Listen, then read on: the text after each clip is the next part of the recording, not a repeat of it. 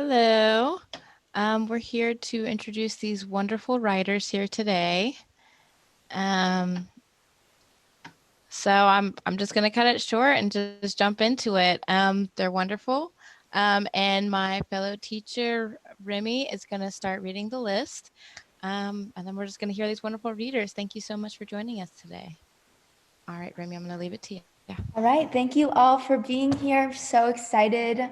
We have just so many talented writers here, and we are going to start with Leon Battle. So take it away, Leon. Leroy, of the Don Muya tribe, sluggishly dragged his feet through the orange sands of the scorching Sadist desert. He harbored a feeling best comparable to the anxiety that accompanied walking down the halls of a new school. Except the students were all deadly gunslingers that don't think twice about pulling a trigger, and the halls were paved with the vicious sands that made you envy the dried-up cattle carcasses scattered throughout the classroom. And was all run under the oppressive fist of its ever-indignant principal, the merciless heat of the sun. You could say there were butterflies in his stomach, with word being the key word. They had all been devoured by spiteful wasps and resentful spirits that nested in his vengeful soul. Leroy had been meandering through the desert for 4 days in pursuit of a cowboy who he'd promised himself he would kill. 4 days of heat that struck down like the sun had a personal vendetta against him. And the only things to see, aside from the sand that burned through his soul, were buffalo skulls and cacti. The tedium of a barren wasteland couldn't have been more perfectly exemplified. All of the stories he had heard about the mental and physical treachery of the Sadist Desert had turned out to be more than just an attempt to arouse fear in those who dared challenge it. They were all painfully true. Leon, thank you so much. That was incredible. Next, we are going to hear from Kiera Cleveland. So take it away.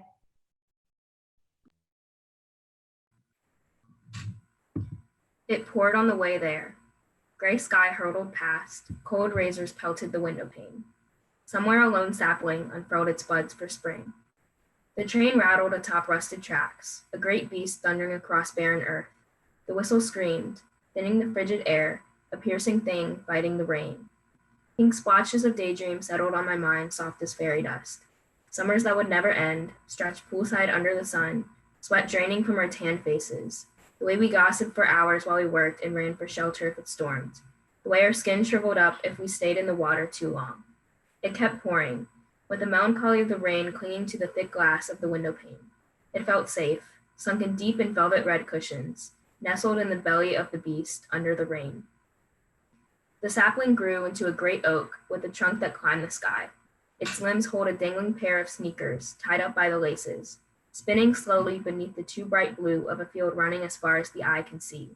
The sun casted its last fiery beams, sinking below the horizon, waiting. I didn't know it then, but I was never getting off that train, barreling into the rain. Excellent. Thank you so much, Kiera. That was incredible. All right, next we are going to hear from Adia Colvin. Okay, so I actually have two things. They're both poems. This first one is called You Left Someone Behind in Aisle 3. The twisting scent of pine that fills a Christmas tree warehouse. Running down the aisle, arms stretched out, fingers brushing against the hard needles. Getting yelled at because your mother has been searching for you and can't seem to pin down your image, but how could she? She is walking, a creature of a mere 2 legs, but you are flying, soaring as the wool cap falls from your head. Over Paris, over Texas, over Winnipeg, Canada, past this world into the place where vegetables at last don't taste like cardboard, thank you, Lord. Where bedtime is a suggestion and you've unlocked the handshake that lets you into that exclusive club of unkids, of unbound, of flyers and nocturnals. And back on Earth, the sky hurls hail down on the surface, down on your mother, but you are too far away now, and why did you go so far? Why maroon and not red? Why maroon at all? Why climb up that clock if you knew you'd only fall? And why can she not see you now when you were here before and now? Now? Now? Now? Now the grandfather clock is chiming, its needle swinging back and forth. So that was that one. And then this is the second one. This one is called I See Other People. I see other people. Other people know stillness. They know rest and they know peace. They know contentment. They know the world is known. They can know. But I am always in motion, always blurring and shifting and fading and darkening. And am I even there? Sometimes I can't see myself, so maybe I'm not. Sometimes I can, so it must be a reflection that raises its hand and blinks when I blink and smiles when I try, so maybe I'm not. I always think about my breaths and I can never do it right. I always blink at the wrong times and miss the wrong things and see all the things, so many things I don't want to see. And I see other people on TV, flat shadows in the static, frozen and content, and I want that stasis. I want that preservation, that noise, that camouflage. I want that moment. I see other people and wonder if all they are is one moment stretched from beginning to end, while I must stumble through second after 1/1 billionth of a second, and falling is all I know to do. I fall and fall and fall and see other people and fall and see other people touching, and I reach for them. It is like reaching for a hologram, for the spectral hand of fate, thinking it can pull you this way, that, and finding your fist is gripping smoke. I don't like to be touched, though. Maybe it's because I know I never will be. I see other people and I wonder, are they real? Do they heal or are they never hurt like I am? I fall and see other people have scars, but were they born with them? Like they were born young and old and dead and alive, like they were born and unborn and hungry and fed, their lives are not a loop, neat, tidy known, while mine unravels and unfolds beneath me too slowly. I am up to my elbows in thread. It is not improvisation, but procrastination, and I fear I will hit the ground before I'm dead. I see other people and am shaped by their gaze. I see other people. I see other people. I see other people. Okay, that's the end of that one. Incredible. Thank you so much. Really, really great work. All right, now we are going to hear from Daniel Frias. So take it away, Daniel. Okay. My piece is called Hurricane Salsa. In a hurricane, the trees dance an arboreal salsa, twisting and spinning and twirling. They perform complex choreography to entertain the rain, who cheer them on with thunderclaps. An audience of 1,000 gleeful bubbles, giggling and gurgling at the sight of ancient straight spine oaks and bend-back yews tumbling for their entertainment. In a hurricane, the wind keeps time, leading the trees in step 1-2, step 1-2. These atmospheric musicians set a frantic tune, with ghostly instruments heard for miles around. You'll find their music in the tumbling tempo of upturned garbage cans, in the way that a stop sign is torn from the ground to beat, beat, beat against the side of an old shed, as if to say, the trees aren't slowing down, so neither are we. The rain keeps its own percussive rhythm, titter-tattering and pitter-pattering on rooftops and roadways and down, down, down the gutter, down the drain, down to the ground to soak in the dirt, down the dirt to soak in the trees and return as vibrant green dance. In the eye of a hurricane, the trees are still. The rain is quiet, and the wind takes time to catch a breath between songs. There's a tension in the neighborhood as the musicians pull out sheet music for Jambeke. A willow tree takes the stage hand in hand with a poplar. The dancers stand ready. 5, 6, 7, 8, and the storm begins again. Thank you. Thank you so much, Daniel. Now we are going to hear from Isabella Ocampo.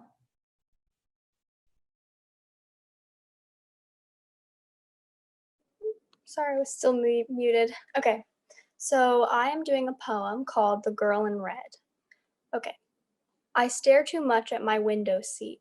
caught up in the memory of what she looked like so elegantly perched upon her throne. The portrait lives on so vividly in my mind. She sat in my window eating sliced strawberries from a bowl and reading a book of poetry.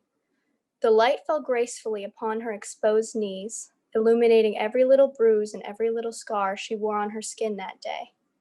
Her skirt, stark against her fair skin, fell just above her knee.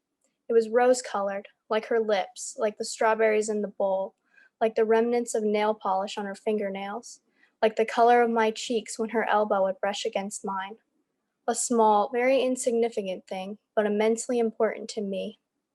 In the hours following our brief graze, I tried to map out exactly how it felt, her closed arm against mine, the warmth of her body filling the air around us. I do this only to find out that a touch so rare could never be recreated by an average being such as myself. It could only be mimicked by the ethereal soul in the window, the enchanting girl in red. Amazing. Thank you so much, Isabella. Great work. All right, now we are going to hear from Evelyn O'Connell. So I'm going to be reading a poem called The Light in Our Eyes. Looking in your face, I finally understand what they meant about eyes. They show heartbreak and overflow with sorrow at the mistakes made. Your light has gone, snuffed out like a candle flame, dark and forgotten. Thank you. Thank you so much, Evelyn.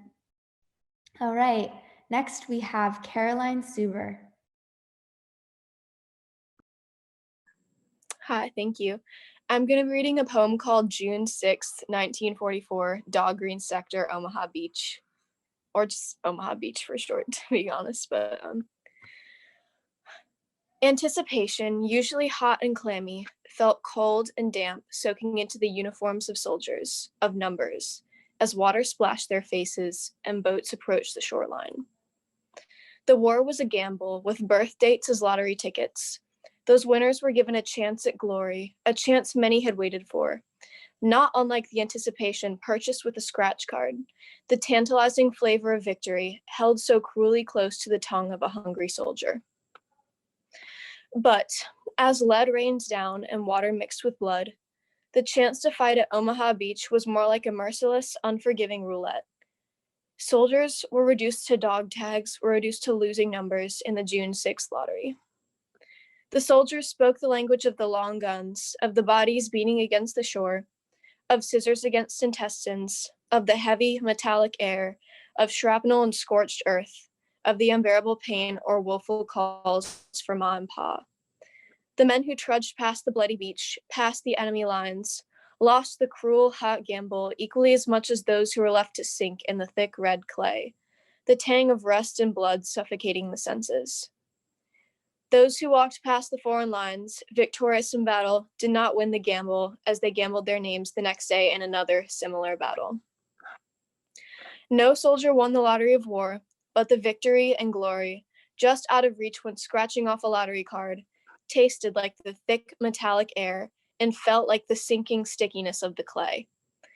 The glory only came after the sacrifices of those willing to gamble and came at the price of the cries to ma and pa, the warriors trudging with a rosary in one hand and a limb in the other.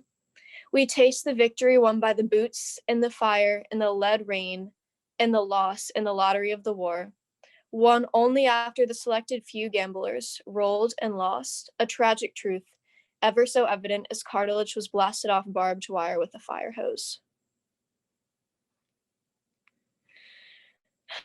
Thank you. Beautiful. Thank you. All right. All right. So we're going to start with Michael Newworth. Hello. Hi. This is an excerpt, so it might make a little less sense, but I hope you enjoy it nonetheless. The boy with the shadow shot me. He put his finger up to my brain and shot a confession out of my mind. The letters flew out the back of my head and stained the carpet with some of my brain matter mixed in. It's all right there for him to see. I don't think he's going to clean it up either, so now the cleaning person will see it. Maybe they'll post pictures of it online. Now that my confession is out there, everyone can see it.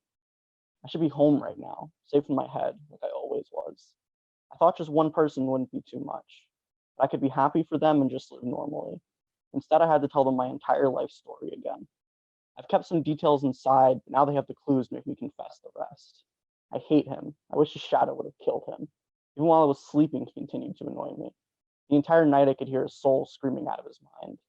He went on and on with self-loathing and meaningless metaphors. It's so selfish of him to think life hurt him.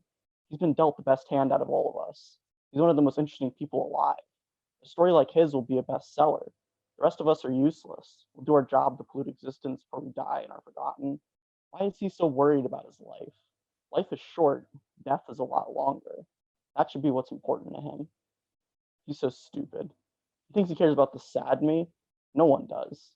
If I hadn't shown what I could be like if I was happy, he never would have cared. That is the true truth, not the timid truth we lie to each other. It's so hard to focus on the truth around him. Instead, he distracts me by making me laugh. He distracts me by making me happy. It's a game he's trying to play. He's trying to get close to me without knowing who I am. That's why he doesn't ever say my name. I won't say his either. I'll win this game in the end. He'll be consumed and I'll have his story to get rich with. Someone with a shadow must be eaten. There is no such thing as forgiveness. Along the way, he'll probably get hurt. I hope he does. I say all this, yet I still try to be happy around him, just so he doesn't have to be sad with me. It's so hard to remember who I truly am when I'm around him. I call out to the boy with the shadow, and he answers. Beautiful, thank you. All right. Let's see. It was a good excerpt to do. All right, thank you so much, Michael. All right, so next person I have on my list. Okay, we don't do Jacob Slattery. One thing first, my parents are trying to watch the thing, but they're saying that the link put in the thing isn't working. Okay, I have a link to YouTube here. Wait, give me 1 second. I'm gonna drop it in. Let's see. I'm gonna send it to everyone. Then just go ahead and, did you get that link? You see it? I got it. Also to Rebecca, on that screen, if all the parents refresh all right now, you'll be able to see it too. Okay. If everyone's, if you're on the, perfect. All right, Awesome. they're good. All yeah, right. Thanks for letting me know. Which one am I gonna do though? Oh my god. It's up to you, Beth.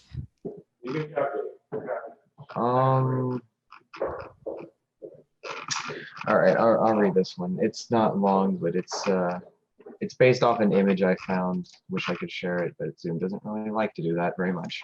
It's all good. All right. I'm unmuted. All right, make sure. All right. An angel clings on to her savior as they escape from hell. The lost souls, the ones who have spent eternity suffering for the sins of the world, reach up, trying to stop the two. Their twisted, blackened bones stretch up as they try to grab onto the unfortunate wanderers.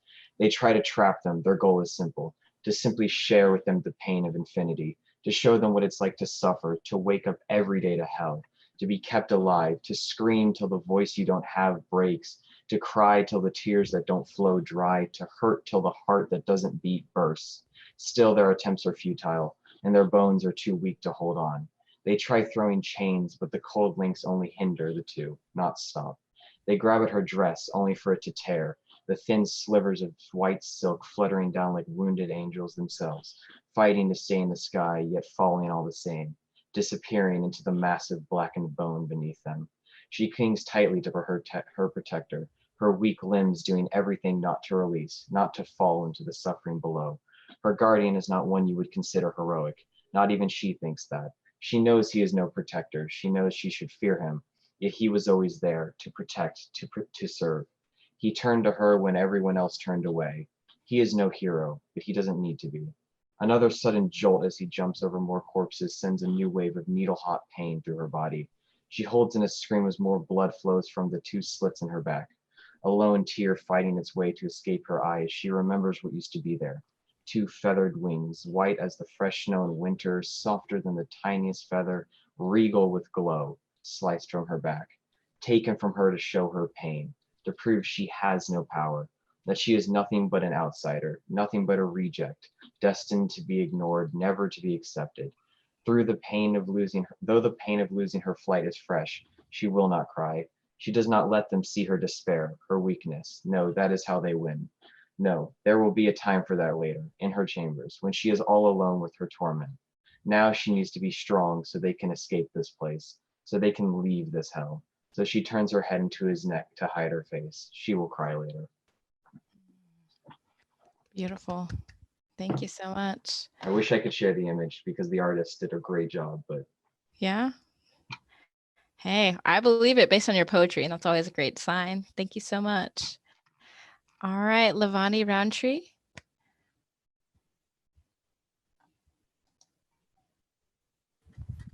Oh. My piece was called Old Shoes. They were worn down, old, alone, unused. As they sat in the corner, it almost seemed as if life had faded out of the material. The lighting came just short of the tip, casting them into the shadows. They got colder and duller. As if the color didn't want to waste its time, it slowly left. Gravity crept up close, pulling down the tongue, sucking the laces further down to the floor. The scrapes and holes seemed more obvious. Eventually, they looked like ratty old shoes no one ever loved. Just a pair of old shoes. Thank you. Thank you. Beautiful. Beautiful, Levani. All right, Vivian Myers. Hi, so my poem is called Anxiety. Okay, beautiful. Go. Suddenly I'm nervous and the walls are closing in. No one's there to help me while the air is becoming thin. I shake my fingers and wiggle my toes and soon my breath is steady. Good thoughts, happy thoughts until it's all over and finally it is. Thank you so much, Lev. All right, let's see. All right, so I have next Larissa Moretz. Thank you so much, Vivian. Larissa? All right, I will come back around and call your name. Zoe Brainerd? So I have two pieces that I'm going to read. Yeah. Living without the sun can be a blessing to those that hate to tan their ivory skin. Sadly, without it, though, the crops won't grow and we grow unimaginably cold. It's hard to say goodbye to the sun and be okay with its absence, to be okay without its warmth, to be okay without those spring flowers and the glittering ocean waves. Sometimes we find new suns, but when the one you love so much dies in a burst of stardust, it's hard to say goodbye.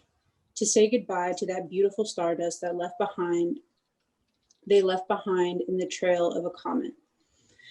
And what's worse, you never got to truly say goodbye to the sun.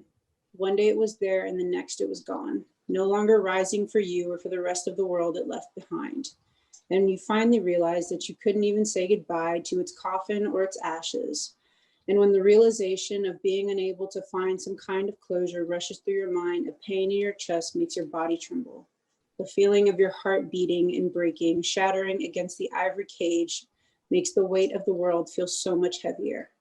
And sadly, you wonder if you'll be the next to become stardust, the next to become a burst of deadly and beautiful light, a quiet and serene explosion that no one will see. And you wonder if those you left behind will get to say goodbye. Porcelain skin against a backdrop of royal blue walls. Purple velvet clash with the tan tones of those darker than coveted dolls. Late night ocean waves hiding its feared yet desired deadliness. Clouds thundering in astonishingly clear skies. The absence of golden rays of sun as the first frost coats the greenest of greens in sparkling crystals. A room of white blurring together whitewashed faces and creating spotlights on extravagant clothing. A room washed in shades of red, crimson red walls and cherry red wooden floors, accents of white and gold to offset the richness of red. long and heavy drapes darkening the room for hidden demons and silently spoken secrets. White furniture, porcelain skin, colorfully romantic dresses, and plain tea sets clash with the terrifying red behind them. Those same long and heavy drapes hiding beautifully open windows which only allow the grace of golden sun during the sad and lonely summers. A sun which as the afternoon got later become brighter and richer in pomegranate reds and apricot oranges. The rich beauty fading like that of a woman aging, decaying, slowly withering away as the sun's rich colors fade into soft pastels.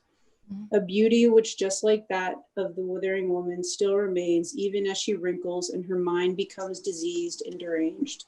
A withering woman with moonlight silver white hair and eyes that are terrifyingly knowing of the demons and whispered secrets spoken on rattlesnake tongues. A red room filled with malice and melancholic summer allure. A red room empty of happiness, drowning in unseen spiteful venom. A red room with a soul woman withering away as she stares out those open windows, whether it's a melancholic summer or a joyous winter. As her mind decays, she sits there always, wearing gray and looking seemingly unkempt. She sits there as those red walls scream with life and reek of smoke from the cigars of gluttonous old men. The arguments of those same men they had over their drawn-out poker games. The perverted nothings they spoke when their wives were nowhere to hear their disgusting descriptions of girls not much older than their daughters. Their beautiful daughters whose lips and cheeks were decorated with the soft shades of reds and pinks. Their bosoms were only just beginning to bud and their virginity became a smell. A scent that men like them followed like bloodhounds searching for their last meal. As men like them chased their daughters and fought the men off as if they were not those same men who had created the very danger they protected them from. Sweet. That's Thank it. you. Beautiful. Thank you so much. Thank you, Zoe. All right. So I believe that is it. Unless Jareth can hear me. Okay. All right, Jareth Lesser. All right, coolness. All right. Thank you so much to the wonderful readers that read today. Thank you for the wonderful people who came to listen. I had a wonderful time. All right. Thank you guys. Do we have anything else we want to say to our family and friends out there? Anyone? Okay. All right. Thank you guys so much for joining us.